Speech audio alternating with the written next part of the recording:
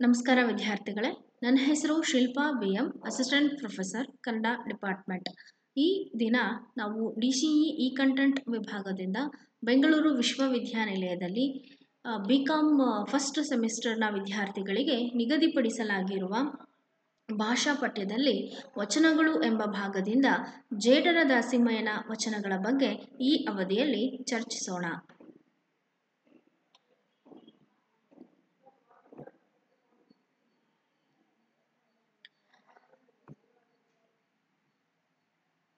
ಮೊದಲಿಗೆ ನಾವು ಜೇಡರ ದಾಸಿಮಯ್ಯನ ಪರಿಚಯದ ಬಗ್ಗೆ ತಿಳ್ಕೊಳ್ಳೋಣ.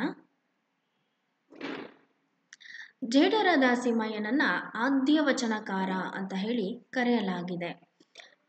ವಚನ ಚಳುವಳಿ 12ನೇ ಶತಮಾನದಲ್ಲಿ, ಕ್ರಿಸ್ತಶಕ 12ನೇ ಶತಮಾನದಲ್ಲಿ ಪ್ರಾರಂಭ ಆಯಿತು ಅನ್ನುವಂತಹ ಒಂದು ಉಲ್ಲೇಖಗಳನ್ನು ಇತಿಹಾಸಕಾರರು ಮತ್ತು ಸಾಹಿತ್ಯ ಚರಿತ್ರಕಾರರು ಕೊಡ್ತಾರೆ.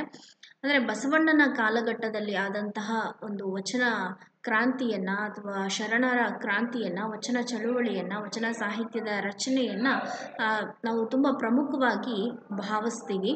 ಆದರೆ ಬಸವಣ್ಣನಿಗಿಂತಲೂ ಪೂರ್ವದಲ್ಲೇ ಈ ರೀತಿಯ ವಚನ ಸಾಹಿತ್ಯದ ಒಂದು ಅಸ್ತಿತ್ವ ಇತ್ತು ಅಂತ ಹೇಳಿ ಅನೇಕ ಚರಿತ್ರಕಾರರು ಮತ್ತು ಸಾಹಿತ್ಯ ಚರಿತ್ರಕಾರರು ಕೂಡ ಗುರುತಿಸ್ತಾರೆ.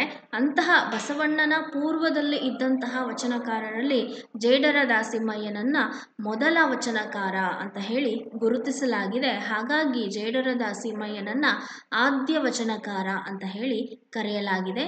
ಈತನ ಕಾಲ 12ನೇ ಶತಮಾನದ ಪೂರ್ವಾರ್ಧ, ಅಂದರೆ ಬಸವಣ್ಣನಿಗಿಂತ ಹಿರಿಯರಾಗಿದ್ದಂತಹವರು, ಹಿರಿಯ ಸಮಕಾಲೀನರು ಅಂತಲೂ ಹೇಳಬಹುದು. ಇವರು ಹುಟ್ಟಿದ್ದು ಯಾದಗಿರಿ ಜಿಲ್ಲೆಯ ಸುರಪುರ ತಾಲೂಕಿನ ಮುದನೂರು ಎಂಬ ಗ್ರಾಮದಲ್ಲಿ ಜೇಡರ ದಾಸಿಮಯ್ಯ ಹುಟ್ಟಿದ್ದು. ಈತನ ಪತ್ನಿ ದುಗ್ಗಳೆ ಅಂತ ಹೇಳಿ ಈಕೆಯೂ ಕೂಡ ವಚನಗಳನ್ನು ಬರೆದಿದ್ದಾಳೆ. ಈತ ಮೂಲತಃ ನೇಕಾರ ವೃತ್ತಿಯವನಾಗಿರ್ತಾನೆ ಮತ್ತು ಈತನ ಅಂಕಿತ ನಾಮ ರಾಮನಾಥ ಅಂತಕ್ಕಂಥದ್ದು. ಇವನ ವಚನಗಳಲ್ಲಿ ರಾಮನಾಥ ಅನ್ನುವಂತಹ ಒಂದು ಅಂಕಿತ ನಾಮವನ್ನು ನಾವು ಗುರುತಿಸಬಹುದು.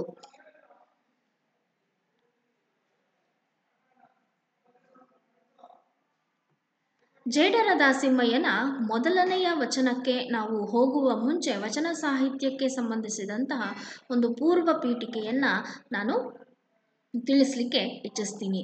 ವಚನ ಸಾಹಿತ್ಯ ಅಂತಕ್ಕಂಥದ್ದು 12ನೇ ಶತಮಾನದಲ್ಲಿ ಕಂಡುಬಂದಂತಹ ಒಂದು ಸಾಹಿತ್ಯದ ಪ್ರಕಾರ ಆಗಿದೆ. ಇದು ಕಲ್ಯಾಣದ ಕ್ರಾಂತಿಗೆ ಮೂಲ ಕಾರಣರಾದಂತಹ ಬಸವಣ್ಣ ಮತ್ತು ಬಸವಣ್ಣನ ಅನುಯಾಯಿಗಳು, ಬಸವಣ್ಣನ ನೇತೃತ್ವದಲ್ಲಿ ಅನೇಕ ಶಿವಶರಣರು ತಮ್ಮ ಅನುಭಾವಿಕ ಸತ್ಯಗಳನ್ನು, ತಮ್ಮ ಅನುಭಾವಿಕ ವಿಚಾರಗಳನ್ನು, ತಾವು ಕಂಡುಕೊಂಡಂತಹ ಸಾಮಾಜಿಕ ಸತ್ಯಗಳನ್ನು ಮತ್ತು ಅವರ ಸಾಮಾಜಿಕ ಧೋರಣೆಗಳನ್ನು ಅಭಿವ್ಯಕ್ತಿಸಲಿಕ್ಕೆ ಕಂಡುಕೊಂಡಂತಹ ಒಂದು ವಿನೂತನವಾದಂತಹ ಸಾಹಿತ್ಯ ಪ್ರಕಾರವಾಗಿದೆ ವಚನ. ವಚನ ಅಂತ ಅಂದರೆ ಏನು ಅಂತ ಹೇಳಿದ್ರೆ, ಇದು ಗದ್ಯವೂ ಅಲ್ಲದ, ಪದ್ಯವೂ ಅಲ್ಲದ, ಅಥವಾ ಗದ್ಯದ ಮತ್ತು ಪದ್ಯದ ಎರಡೂ ಲಕ್ಷಣಗಳನ್ನು ಒಳಗೊಂಡಿರ್ತಕ್ಕಂತಹ, ಗದ್ಯದ ಒಂದು ಸುಲಲಿತತೆ ಮತ್ತು ಪದ್ಯದ ಲಯ ಎರಡನ್ನೂ ಒಳಗೊಂಡಿರ್ತಕ್ಕಂತಹ ಒಂದು ಸಾಹಿತ್ಯದ ಪ್ರಕಾರವನ್ನು ನಾವು ವಚನ ಅಂತ ಹೇಳಿ ಕರೀಬಹುದು. ಇದು 12ನೇ ಶತಮಾನದಲ್ಲಿ ನಮ್ಮ ಸಾಹಿತ್ಯ ಪರಂಪರೆಯಲ್ಲಿ ಕಂಡುಬಂದಂತಹ ಒಂದು ಸಾಹಿತ್ಯ ಪ್ರಕಾರವಾಗಿದೆ. ವಚನ ಸಾಹಿತ್ಯ ಅಂತಕ್ಕಂತಹದ್ದು ಅಲ್ಲಿ ನಮ್ಮ ಕನ್ನಡ ಸಾಹಿತ್ಯ ಪಂಪನಿಂದ ಪ್ರಾರಂಭವಾದಂತಹ, ಪಂಪನಿಗಿಂತಲೂ ಪೂರ್ವದಲ್ಲಿಯೂ ಕೂಡ ಕವಿಗಳು ಇದ್ದರು. ಆದರೆ ಆ ಕವಿಗಳ ಕೃತಿಗಳು ನಮಗೆ ಇವತ್ತು ಲಭ್ಯ ಆಗಿಲ್ಲ. ಹಾಗಾಗಿ ನಾವು ಅಧಿಕೃತವಾಗಿ ಪಂಪನಿಂದ ಪ್ರಾರಂಭಿಸ್ತೀವಿ ಕನ್ನಡ ಸಾಹಿತ್ಯ ಚರಿತ್ರೆಯನ್ನು. ಹಾಗಾಗಿ ಪಂಪನಿಂದ ಹಿಡಿದು 12ನೇ ಶತಮಾನದವರೆಗಿನ ಒಂದು, ಅಂದರೆ ವಚನ ಸಾಹಿತ್ಯ ಬರುವವರೆಗಿನ ಒಂದು ಸಾಹಿತ್ಯವನ್ನು ನಾವು ಮಾರ್ಗ ಸಾಹಿತ್ಯ ಅಂತ ಹೇಳಿ ಗುರುತಿಸ್ತೀವಿ. ಯಾಕೆ ಅಂತ ಹೇಳಿದ್ರೆ, ಆ ಒಂದು ಅವಧಿಯ ಸಾಹಿತ್ಯ ಅಂತಕ್ಕಂಥದ್ದು ಸಂಸ್ಕೃತ ಕಾವ್ಯದ ಒಂದು ಪ್ರೇರಣೆಯಿಂದ ಪ್ರಭಾವಕ್ಕೆ ಒಳಗಾಗಿ ಸೃಷ್ಟಿಯಾದಂತಹ ಸಾಹಿತ್ಯ ಆಗಿತ್ತು. ಹಾಗಾಗಿ ಒಂದು ಅದರ ಒಂದು ರಚನೆಯಲ್ಲಾಗಿರಬಹುದು, ಛಂದಸ್ಸಿನಲ್ಲಿ ಆಗಿರಬಹುದು, ಶೈಲಿಯಲ್ಲೇ ಆಗಿರಬಹುದು, ಪದಗಳ ಬಳಕೆಯಲ್ಲಿ ಆಗಿರಬಹುದು, ನಮ್ಮ ಕನ್ನಡ ಸಾಹಿತ್ಯ ಮಾರ್ಗ ಸಾಹಿತ್ಯವನ್ನು ಅಂದರೆ ಸಂಸ್ಕೃತ ಸಾಹಿತ್ಯವನ್ನು ಅನುಸರಿಸಿ ಬೆಳೆದು ಬಂದಂತಹ ಒಂದು ಪರಂಪರೆಯದಾಗಿತ್ತು. ಆದರೆ ಈ ಒಂದು ಮಾರ್ಗ ಸಾಹಿತ್ಯದ ಪರಂಪರೆಯನ್ನು, ಕನ್ನಡದಲ್ಲಿ ಚಂಪೂ ಕಾವ್ಯದ ಪರಂಪರೆಯನ್ನು ಒಡೆದು ಸಾಹಿತ್ಯದಲ್ಲಿ ಒಂದು ಹೊಸ ರಕ್ತವನ್ನು, ಹೊಸ ನವೀನವಾದಂತಹ ಒಂದು ಭಾವನೆಗಳನ್ನು, ನವೀನವಾದಂತಹ ಒಂದು ಅಭಿವ್ಯಕ್ತಿಯ ಕ್ರಮವನ್ನು ಕೊಟ್ಟಂತಹ ಸಾಹಿತ್ಯ ಅಂದರೆ ಅದು ವಚನ ಸಾಹಿತ್ಯ. ಹಾಗಾಗಿ ಇಡೀ ನಮ್ಮ ಕನ್ನಡ ಸಾಹಿತ್ಯ ಪರಂಪರೆಯಲ್ಲಿ ವಚನ ಸಾಹಿತ್ಯ ಅಂತಕ್ಕಂಥದ್ದು ತುಂಬ ವಿಶಿಷ್ಟ ಸ್ಥಾನದಲ್ಲಿ ನಿಲ್ಲುತ್ತೆ. ಯಾಕೆಂದರೆ ವಚನ ಸಾಹಿತ್ಯ ಅಂತಕ್ಕಂಥದ್ದು ಸಮಾಜದ 10 ಹಲವು ಸಮುದಾಯಗಳ ಅಥವಾ 10 ಹಲವು ಸ್ತರಗಳಲ್ಲಿರುವಂತಹ ಜನರ ಜೀವನಾನುಭವವನ್ನು ಅಭಿವ್ಯಕ್ತಿಸಲಿಕ್ಕೆ ಅವಕಾಶ ಕೊಟ್ಟಂತಹ ಒಂದು ಸಾಹಿತ್ಯ ಪ್ರಕಾರವಾಗಿರೋದ್ರಿಂದ ಜನಸಾಮಾನ್ಯರ ಅಭಿವ್ಯಕ್ತಿ ಮಾಧ್ಯಮವಾಗಿ ವಚನ ಸಾಹಿತ್ಯ ಅಂತಕ್ಕಂಥದ್ದು ಹೆಚ್ಚಿನ ಮಹತ್ವಪೂರ್ಣತೆಯನ್ನು ಪಡೆದುಕೊಂಡಿದೆ. ತಳ ಸಮುದಾಯದವರು ಸಹ, ಸಮಾಜದ ಕೆಳವರ್ಗದವರು, ತಳ ಸಮುದಾಯದವರು, ವಿವಿಧ ವೃತ್ತಿಗಳಿಗೆ ಸೇರಿದಂತಹ ಜನರು ಸಹ ಸಾಹಿತ್ಯ ರಚನೆಯಲ್ಲಿ ಮತ್ತು ಸಾಮಾಜಿಕ ಕ್ರಾಂತಿಯಲ್ಲಿ ಭಾಗವಹಿಸುವಿಕೆಗೆ ಅವಕಾಶ ಮಾಡಿಕೊಟ್ಟಂತಹ ಒಂದು ಸಾಹಿತ್ಯವಾಗಿರುವುದರಿಂದ ವಚನ ಸಾಹಿತ್ಯಕ್ಕೆ ತುಂಬ ಹೆಚ್ಚಿನ ಒಂದು ಮಹತ್ವವನ್ನು ನಾವು ಕೊಡ್ತೀವಿ. ಇದು ವಚನ ಸಾಹಿತ್ಯದ ಕಿರು ಪರಿಚಯ. ಈಗ ನಿಮಗೆ ಕೊಟ್ಟಿರ್ತಕ್ಕಂತಹ ಜೇಡರ ದಾಸಿಮಯ್ಯನ ಮೊದಲನೆಯ ವಚನ ಮತ್ತು ಅದರ ವಿಶ್ಲೇಷಣೆಯ ಬಗ್ಗೆ ನಾವು ತಿಳ್ಕೊಳ್ಳೋಣ. ಜೇಡರ ದಾಸಿಮಯ್ಯನ ವಚನ ಹೀಗಿದೆ: ಕಡೆಗೀಲಿಲ್ಲದ ಬಂಡಿ ಹೊಡೆಗೆಡೆಯದೆ ಮಾಣ್ಬುದೆ, ಕಡೆಗೀಲು ಬಂಡಿಗಾಧಾರ ಕಡುದರ್ಪವೇರಿದ ಒಡಲೆಂಬ ಬಂಡಿಗೆ ಮೃಡಭಕ್ತರ ನುಡಿಗಡಣವೇ ಕಡೆಗೀಲು ಕಾಣ ರಾಮನಾಥ. ರಾಮನಾಥ ಅಂತಕ್ಕಂತಹ ಅಂಕಿತ ನಾಮವನ್ನು ನೀವು ಗಮನಿಸಿ. ಅಲ್ಲಿ ಇದರ ಅರ್ಥ ಏನು ಅನ್ನೋದನ್ನು ನಾವು ವಿಶ್ಲೇಷಣೆ ಮಾಡುವುದಾದರೆ, ಮೊದಲಿಗೆ ಜೇಡರ ದಾಸಿಮಯ್ಯ ಒಂದು ಜನಸಾಮಾನ್ಯರು ನೋಡಿರುವಂತಹ, ಜನಸಾಮಾನ್ಯರ ಬದುಕಿನಲ್ಲಿ ಬಳಸ್ತಕ್ಕಂತಹ ಒಂದು ಸಾಮಾನ್ಯವಾದಂತಹ ವಸ್ತುವನ್ನು ತೆಗೆದುಕೊಂಡು ಒಂದು ಆಧ್ಯಾತ್ಮಿಕ ಸತ್ಯವನ್ನು ನಿರೂಪಿಸುವ ಕಡೆಗೆ ಹೊರಟಿದ್ದಾನೆ. ಒಂದು ರೂಪಕವನ್ನು ಅವನು ಮೊದಲಿಗೆ ತೆಗೆದುಕೊಂಡಿದ್ದಾನೆ, ಒಂದು ದೃಷ್ಟಾಂತವನ್ನು ತೆಗೆದುಕೊಂಡಿದ್ದಾನೆ. ದೃಷ್ಟಾಂತವಾಗಿಯೂ ಮತ್ತು ರೂಪಕವಾಗಿಯೂ ಈ ಒಂದು ವಸ್ತು ಬಳಕೆಯಾಗಿರ್ತಕ್ಕಂಥದ್ದು ಈ ವಚನದ ವೈಶಿಷ್ಟ್ಯ ಅಂತ ಅನಿಸುತ್ತೆ. ಕಡೆಗೀಲಿಲ್ಲದ ಬಂಡಿ ಹೊಡೆಗೆಡೆಯದೆ ಮಾಣ್ಪುದೆ. ನೀವೆಲ್ಲರೂ ಎತ್ತಿನ ಗಾಡಿಯನ್ನು ಅಥವಾ ಜಟಕಾ ಬಂಡಿಯನ್ನು ನೋಡಿರ್ತೀರಿ. ಆ ಬಂಡಿಯಲ್ಲಿ 2 ಚಕ್ರಗಳು ಇರುತ್ತೆ ಅನ್ನುವುದನ್ನು ನಿಮ್ಮ ಗಮನಕ್ಕೆ ಬಂದಿರುತ್ತೆ ಅಂತ ನಾನು ಅಂದ್ಕೊಂಡಿದ್ದೀನಿ. ಆ 2 ಚಕ್ರಗಳನ್ನು ಒಂದು ಹಚ್ಚಿಗೆ ಜೋಡಿಸಿರ್ತಾರೆ. ಒಂದು ಸಾಮಾನ್ಯವಾದಂತಹ ಒಂದು ಕೋಲು ಅಥವಾ ಹಚ್ಚು, ಆ ಅಚ್ಚಿಗೆ ಬಂಧಿಸಿರ್ತಾರೆ. ಆ ಚಕ್ರಗಳು ಮತ್ತು ಆ ಅಚ್ಚನ್ನು ಎರಡನ್ನೂ ಹಿಡಿದಿಡುವಂತಹ, ಅಂದರೆ ಚಕ್ರ ಹುರುಳದೆ ಆ ಅಚ್ಚಿನಿಂದ ಬೇರ್ಪಡದೇ ಇರುವಂತೆ ಆ ಅಚ್ಚು ಮತ್ತು ಚಕ್ರಗಳನ್ನು ಬಂಧಿಸಿರ್ತಕ್ಕಂತಹ ಒಂದು ವಸ್ತು ಅಂತ ಹೇಳಿದ್ರೆ ಅದು ಕಡೆಗೀಲು. ಆ ಕಡೆಗೀಲು ಏನಾದರೂ ಬಿಚ್ಚಿಕೊಂಡ್ರೆ ಚಕ್ರ ಒಂದು ಬೇರ್ಪಡುತ್ತೆ ಮತ್ತು ಗಾಲಿಯೂ ಕೂಡ ಬೇರ್ಪಡುತ್ತೆ. ಬಂಡಿಯ ಉದ್ದೇಶ ಏನು ಅಂದರೆ ಒಂದು ಕಡೆಯಿಂದ ಮತ್ತೊಂದು ಕಡೆಗೆ ಸಾಗಿಸ್ತಕ್ಕಂತಹ ಒಂದು ಚಲಿಸ್ತಕ್ಕಂತಹ ಒಂದು ಉದ್ದೇಶ ಏನಿದೆ, ಆ ಉದ್ದೇಶ ಈಡೇರೋದಿಲ್ಲ, ಹೌದಲ್ವಾ? ಹಾಗೆ ಕಡೆಗೀಲದ ಬಂಡಿ ಹೊಡೆಗೆಡೆಯದೆ ಮಾಣ್ಪುದೆ, ಅದು ಹೊರಗಡೆ ಬರದೆ ಅದರ ಉದ್ದೇಶವನ್ನು ಅದು ಸರಿಯಾದ ರೀತಿಯಲ್ಲಿ ನಿರ್ವಹಿಸಲಿಕ್ಕೆ ಸಾಧ್ಯವೇ ಇಲ್ಲ. ಕಡೆಗೀಲು ಇಲ್ಲ ಅಂದರೆ ಬಂಡಿಯ ಉದ್ದೇಶ ಸಾರ್ಥಕವೇ ಆಗುವುದಿಲ್ಲ, ಆ ಉದ್ದೇಶ ಈಡೇರುವುದೇ ಇಲ್ಲ. ಹಾಗಾಗಿ ಜೇಡರ ದಾಸಿಮಯ್ಯ ಆ ಚಕ್ರ ಮತ್ತು ಅಚ್ಚುಗಳನ್ನು ಜೋಡಿಸುವಂತಹ ಮತ್ತು ಬಂಡಿಯ ಉದ್ದೇಶವನ್ನು, ಬಂಡಿಯ ಸೃಷ್ಟಿ ಯಾಕಾಗಿದೆ ಅದರ ಉದ್ದೇಶವನ್ನು ಈಡೇರಿಸೋದಕ್ಕೆ ಕಾರಣವಾಗಿರ್ತಕ್ಕಂತಹ ಅತ್ಯಂತ ಮಹತ್ವದ ವಸ್ತು ಬಂಡಿಯ ರಚನೆಯನ್ನು ತೆಗೆದುಕೊಂಡ್ರೆ, ಬಂಡಿಯ ರಚನೆಗಳಲ್ಲಿ ಅಥವಾ ಬಂಡಿ ಹೊಂದಿರತಕ್ಕಂತಹ ಅನೇಕ ಭಾಗಗಳಲ್ಲಿ ಅತ್ಯಂತ ಮುಖ್ಯವಾದಂತಹ ವಸ್ತು ಅಂತ ಹೇಳಿದ್ರೆ ಅದು ಕಡೆಗೀಲು ಆಗಿರುತ್ತೆ. ಆ ಕಡೆಗೀಲು ಅಂತಕ್ಕಂಥದ್ದನ್ನು ಜೇಡರ ದಾಸಿಮಯ್ಯ ಹೇಳ್ತಾನೆ, ಅದು ಬಂಡಿಗೆ ಆಧಾರ. ಕಡೆಗೀಲು ಅಂತಕ್ಕಂಥದ್ದು ಒಂದು ಚಿಕ್ಕದಾದಂತಹ ಒಂದು ರೂಕ್ಷವಾದಂತಹ ವಸ್ತು ಆದ್ರೂ, ಒಂದು ಕ್ಷುಲ್ಲಕವಾದಂತಹ ವಸ್ತು ಆದ್ರೂ ಸಹ, ಆದರೆ ಅಂತಹ ಚಿಕ್ಕ ವಸ್ತುವೆ, ಅಂತಹ ರೂಕ್ಷವಾದಂತಹ ಕ್ಷುಲ್ಲಕವಾದಂತಹ ವಸ್ತುವೆ ಅದು ಇಡೀ ಬಂಡಿಗೆ ಆಧಾರವಾಗಿರುತ್ತೆ. ಇಡೀ ಬಂಡಿಗೆ ಒಂದು ರಚನೆಯನ್ನು ತಂದ್ಕೊಳ್ಳುವಂಥದ್ದು, ಅದರ ಕಾರ್ಯ ಸ್ವರೂಪವನ್ನು ನಿರ್ಧರಿಸ್ತಕ್ಕಂತಹದ್ದು, ಅದರ ಸಾರ್ಥಕ್ಯವನ್ನು ನಿರ್ಧರಿಸ್ತಕ್ಕಂತಹದ್ದು ಕಡೆಗೀಲು ಆಗಿರುತ್ತೆ. ಹಾಗಾಗಿ ಜೇಡರ ದಾಸಿಮಯ್ಯ ಹೇಳ್ತಾನೆ, ಕಡೆಗೀಲು ಬಂಡಿಗೆ ಆಧಾರ ಅಂತ ಹೇಳಿ ಜೇಡರ ದಾಸಿಮಯ್ಯ ಹೇಳ್ತಾನೆ. ಹಾಗೆ ಹೇಗೆ ಕಡೆಗೀಲು ಅಂತಕ್ಕಂತಹದ್ದು ಬಂಡಿಗೆ ಆಧಾರಪ್ರಾಯವಾಗಿರುತ್ತೋ, ಅದರ ಉದ್ದೇಶವನ್ನು ಈಡೇರಿಸುತ್ತೋ, ಅದೇ ರೀತಿಯಲ್ಲಿ ಮನುಷ್ಯನ ಒಂದು ಲೋಕಕ್ಕೂ ಆ ಬಂಡಿಯ ಉದಾಹರಣೆಯನ್ನು ಅನ್ವಯಿಸಿ ಬಿಡ್ತಾನೆ ಜೇಡರ ದಾಸಿಮಯ್ಯ. ಹೇಗೆ ಅನ್ವಯಿಸ್ತಾನೆ ಅಂತ ಹೇಳಿದ್ರೆ, ಕಡು ದರ್ಪವೇರಿದ ಒಡಲೆಂಬ ಬಂಡಿಗೆ, ಇಲ್ಲಿ ಮನುಷ್ಯನ ದೇಹವನ್ನು ಸಹ ಆ ಬಂಡಿಗೆ ಹೋಲಿಸ್ತಾ ಇದ್ದಾನೆ. ಬಂಡಿಯ ರೀತಿಯಲ್ಲಿ ಮನುಷ್ಯನ ದೇಹವನ್ನು ಕಾಣ್ತಾ ಇದ್ದಾನೆ. ಕಡು ದರ್ಪವೇರಿದ ಒಡಲೆಂಬ ಬಂಡಿಗೆ, ಆ ಒಡಲು ಅಂತಕ್ಕಂಥದ್ದು, ಮನುಷ್ಯನ ದೇಹ ಅಂತಕ್ಕಂತಹದ್ದು ಅರಿಷಡ್ವರ್ಗಗಳಿಗೆ ದಾಸನಾಗಿ ಇರುವಂತಹದ್ದು. ಮದ, ಮೋಹ, ಲೋಭ, ಮತ್ಸರ, ಕಾಮ, ಈ ರೀತಿ ಅರಿಷಡ್ವರ್ಗಗಳಿಗೆ ದಾಸನಾಗಿ ಇರ್ತಕ್ಕಂತಹದ್ದು ಮನುಷ್ಯನ ದೇಹ.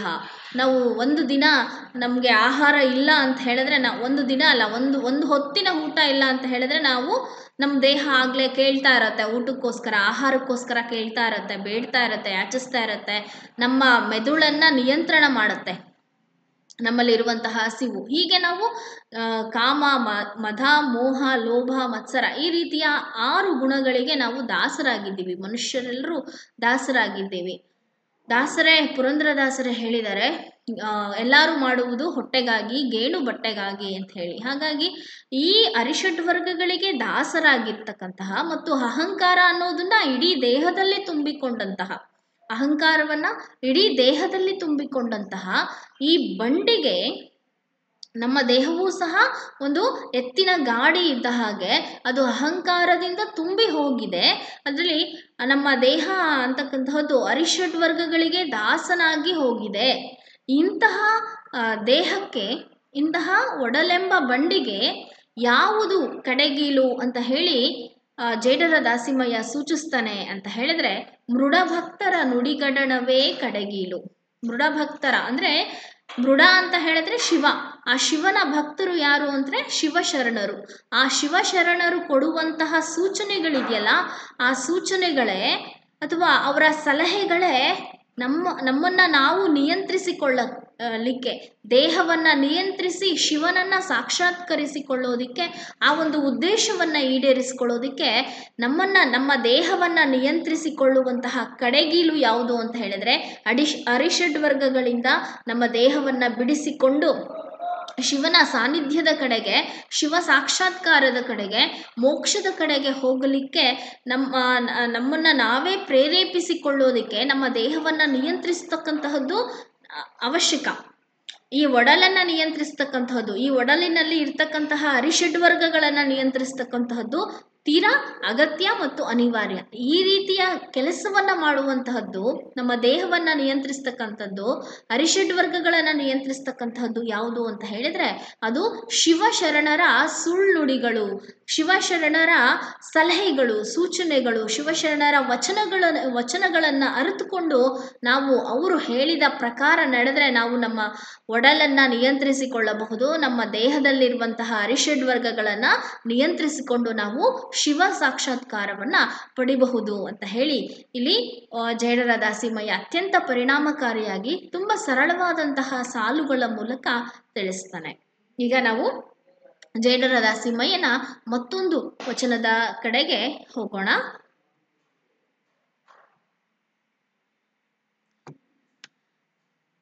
ಇದು ಕೂಡ ಅತ್ಯಂತ ಸರಳವಾದಂತಹ ವಚನ.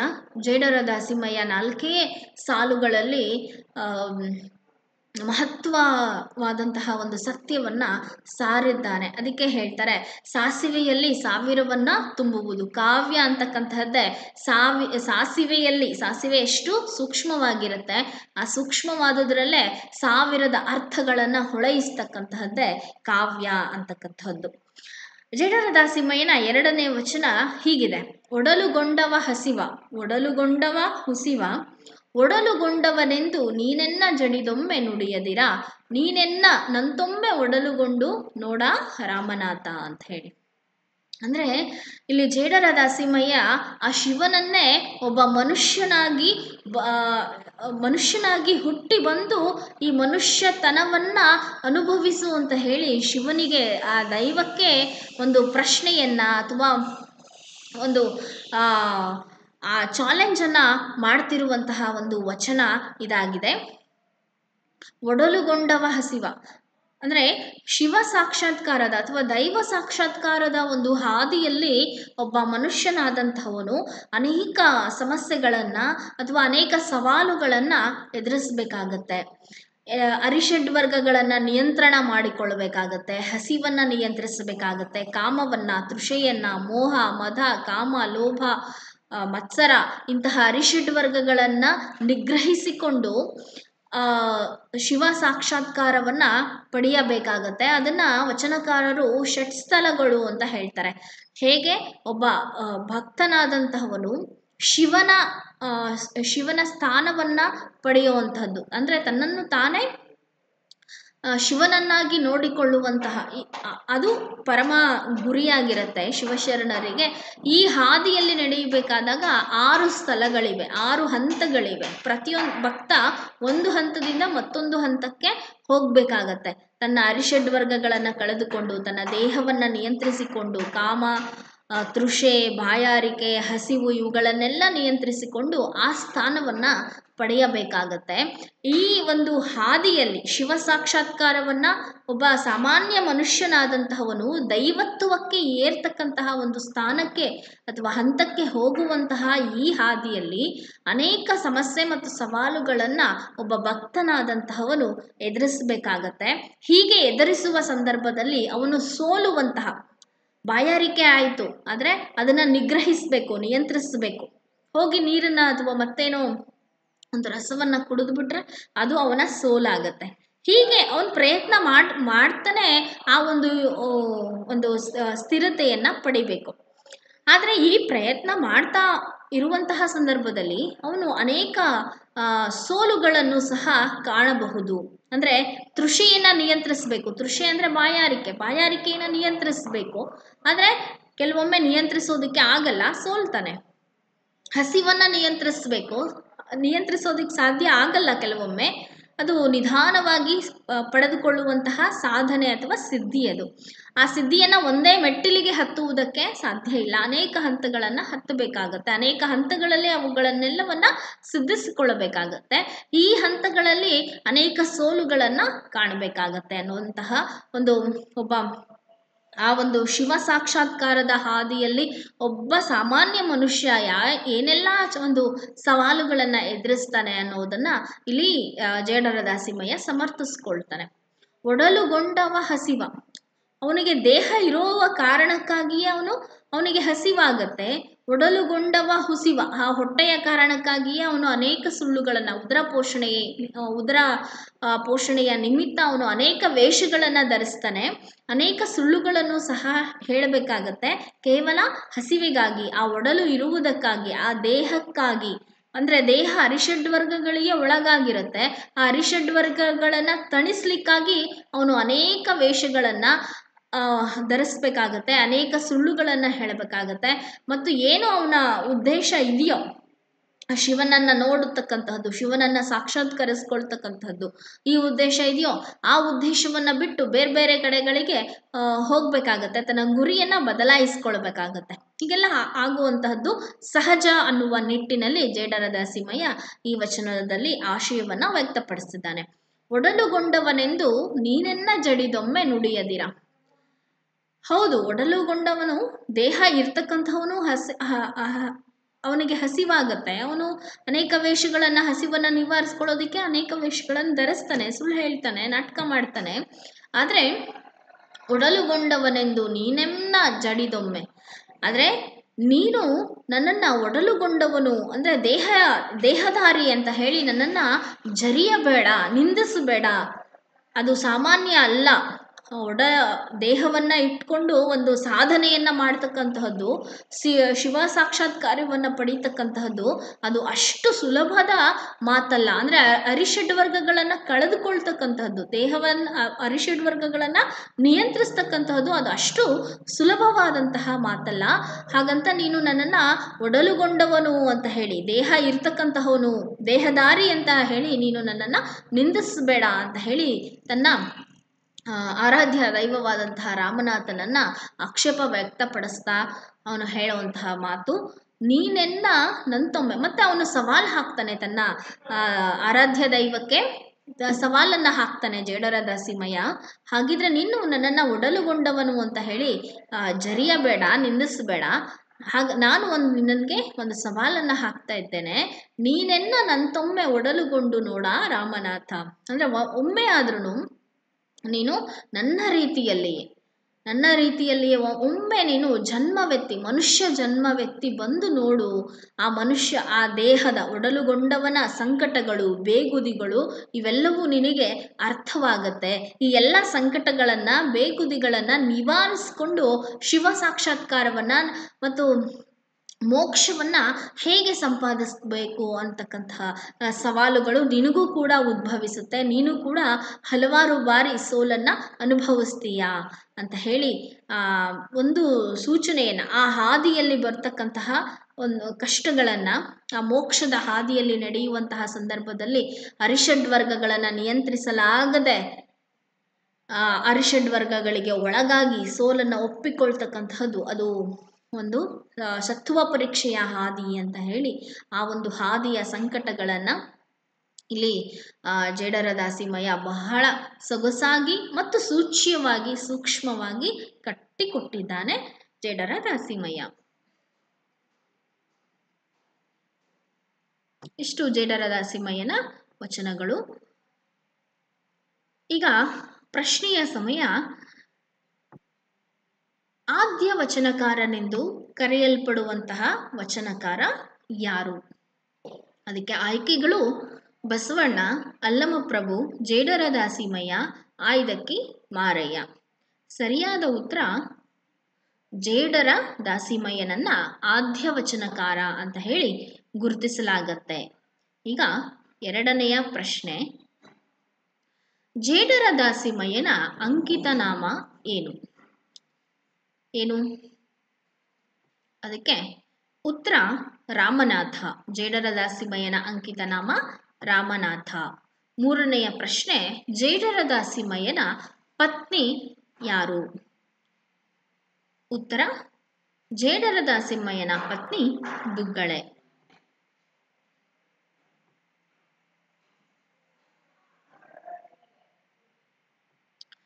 ಮುಂದಿನ ಭಾಗದಲ್ಲಿ ಭೇಟಿಯಾಗೋಣ. ನಮಸ್ಕಾರ ವಿದ್ಯಾರ್ಥಿಗಳೇ.